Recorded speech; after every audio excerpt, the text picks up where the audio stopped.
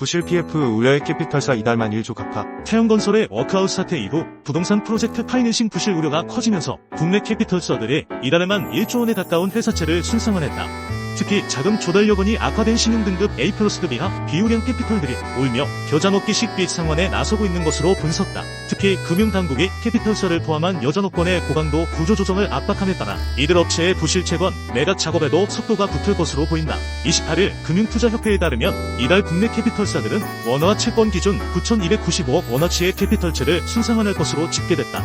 캐피털사들은 채권금리가 급락한 지난해 11월 2조 7,167억 원어치를 순거래하며 자금의 숨통이 트이는 듯 했지만 같은 해 12월 곧바로 7,355억 원어치를 순상환한 데 이어 이달까지 2달 연속 빚갚기에 치중했다. 딱 1년 전만 해도 연초 휴가 속의 1월에만 1조 1,569억 원어치의 캐피털채가 순거래된 것과 비교하면 확연히 대조된다. 다음 달에 5조 원 규모의 회사채 만기가 예정돼 있어 중소캐피털사의 자금 조달 고심은 깊어질 것으로 보인다. 엎친 데 덮친 격으로 건전성 관리는 캐피털사의 발등에 불이 되고 있다. 캐피털사들은 그간 사업성이 부족한 PF 사업장에 대해 만기를 계속 연장하는 방식으로 손실이식을 늦춰왔는데 금융당국이 이런 사업장 정리뿐 아니라 충당금 확보에도 속도를 내라고 주문하고 있기 때문이다. 이복현 금감원장은 앞서 2023년 말 결산 시 사업성이 없는 PF 사업장은 예상 손실을 100%로 인식해 충당금을 적립하고 신속히 매각 정리하라고 당부한 바 있다. 옛 동양그룹의 회사채에 투자했다가 손해를 본 이들이 동양증권을 상대로 1천억대 집단 소송을 냈으나 2심에서도 패소했다. 29일 법조계에 따르면 서울고법 민사실 2상부는 투자자 1,246명이 유한타증권을 상대로 1,130억 원을 배상하라며 낸 증권 관련 집단소송을 1심처럼 원고 패소로 판결했다. 투자자들은 증권신고서에 사모펀드와의 거래 관련 사실, 동양증권이 부동산을 매수해 지주회사인 동양을 지원한 사실, 동양이 회사채 판매 대금을 전용해 계열사를 지원한 사실 등이 거짓으로 기재되거나 누락되었다고 주장했다. 그러나 1심은 투자 판단이나 의사결정에 중요하게 고려할 만한 중요한 사항이라고 인정하기 부족하다며 증권신고서 등의 중요 사항을 거짓으로 기재하거나 누락한 잘못이 있다고 볼 수 없어 자본시장법에 따른 손해배상 청구는 이유 없다고 판시했다. 2심도 1심 판결은 정당함으로 원고들의 항소를 모두 기각한다고 밝혔다. 앞서 투자자들은 동양그룹의 분식회계 사실을 모른 채 재무제표와 사업보고서를 참고해 회사채를 샀다가 손해를 봤다며 2014년 6월 증권 관련 집단소송을 신청했다. 대법원까지 간 끝에 2020년 소송을 허가받아 2021년 10월에서야 첫 재판이 열렸다. 증권 관련 집단 소송은 주식과 채권 등 증권 거래 과정에서 생긴 집단적 피해를 구제하기 위한 제도다. 일반 소송과 달리 법원의 허가가 있어야 제기할 수 있으며 원고들이 승소하면 소송을 내지 않은 다른 투자자의 권리도 구제된다.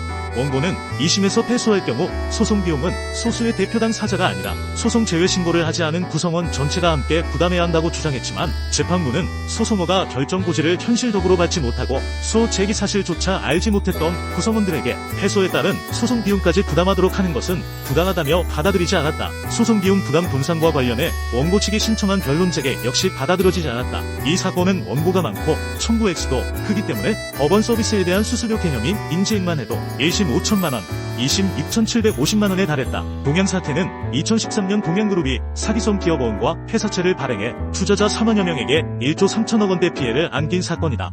현재현 전 동양 회장은 2015년 대법원에서 징역 7년을 확정받고 2021년 만기 출소했다. 일본 중앙은행의 마이너스 금리 정책 폐지 시점이 임박하고 있어 일본 증시의 거침없는 상승세도 진정 국면으로 접어들 것이란 전망이 나왔다. 문남중 대신증권연구원은 29일 보고서를 통해 1월 일본 증시가 상승하는 배경이 되고 있는 엔화 약세는 새해 노토반도에서 강진이 발생한 후 나타나기 시작했다며 대형 지진이나 지정학적 이벤트 발생 시 엔화 강세가 이어지던 이전과는 사뭇 다른 흐름으로 고지의 마이너스 금리 해제 기대감이 지진의 여파로 한풀 겪인 데 기인한다고 밝혔다. 실제로 1월 금융정책위원회는 장단기 금리 운영, 자산 매입 정책, 포워드 가이던스 등을 현행대로 유지하기로 결정했다. 문 연구원은 1월 금정위 결과는 3월 금정위 전까지 현재 나타나고 있는 착시 효과에 무게를 실어주는 결정이라며 하지만 고지의 경제 및 물가 인식에 있어 경제가 원만하게 회복되고 있고 물가 목표 달성 가능성이 존재한다는 목소리가 커지고 있다는 점은 주목할 대목이라고 짚었다. 그는 이는 엔화 약세 플러스 주가 상승이라는 일반 통행이 아닌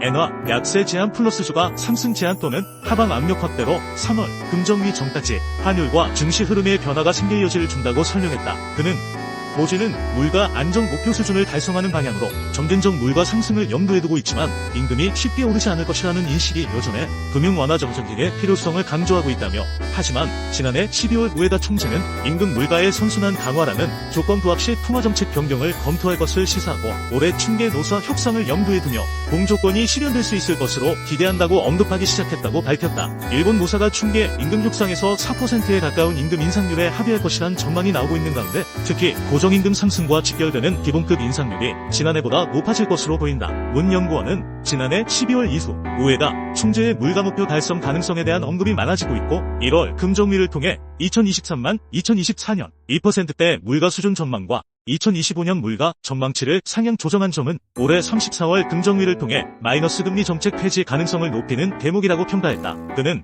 춘계 노사 임금 협상 결과와 중소기업의 임금 상황 등을 확인하고 열리는 4월 금정위에 대한 주목도가 당분간 높아질 수 있다며, 다만 빠르면 3월 금정위를 통해 정책 수정에 나설 여지도 있어 3월 금정위를 앞두고 엔화 약세 제한 플러스 주가 상승 제한 또는 하반 압력 확대를 전망한다고 밝혔다. 2차전지 양극 활물질 제조업체 LNF가 29일 코스닥에서 코스피 시장으로 이전 상장한다.